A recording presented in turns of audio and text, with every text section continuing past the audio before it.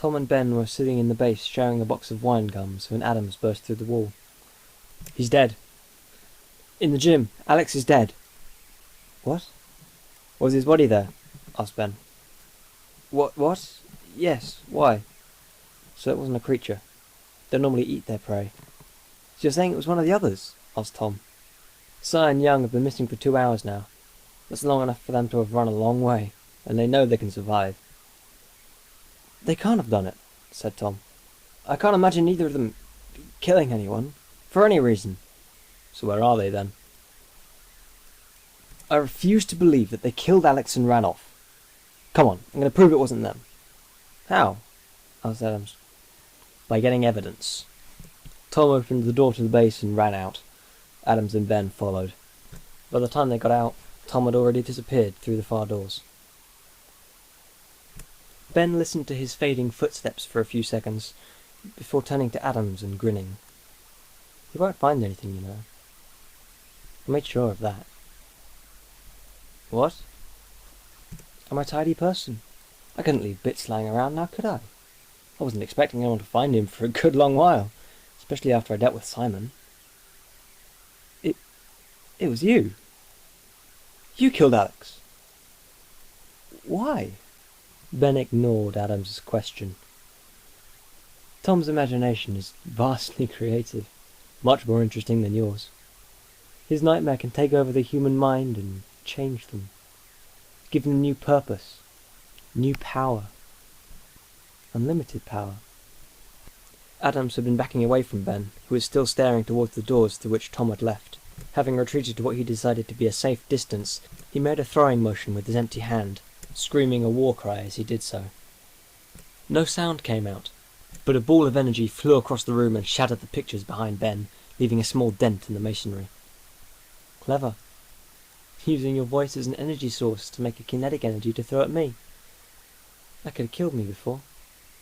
But now, with the help of a small stuffed bear, I remain unscathed."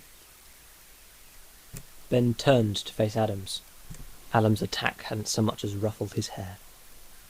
"Ironic, isn't it?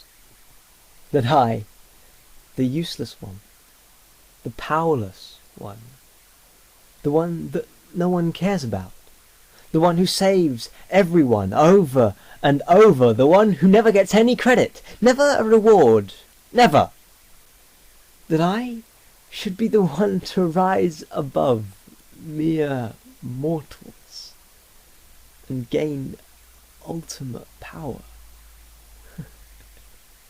The first shall come last." Adams threw another ball of energy, hitting Ben squarely in the chest. His tie didn't so much as flutter. "And the last shall come first." Ben was now standing directly in front of Adams, easily within arm's reach. "You can't stop me, Adams. See, I don't believe in your little trick anymore. For me, it doesn't exist. Just like for you, this hall doesn't exist. What you see is completely different. You're standing on a wall, 5 stories up." Ben reached out and put a hand on Adam's shoulder. Adams grabbed Ben's arm and held it tightly. The sound of cooking meat filled the air. Ben didn't even flinch. "You know, if you keep doing that, you'll freeze the air around you solid." Adams hesitated, looked from his hand to Ben's face, and let go of Ben's arm. His hand came away with the sound of pulling burnt bacon from the bottom of a pan. "Oh, and you're forgetting something." Adams looked at Ben, confused.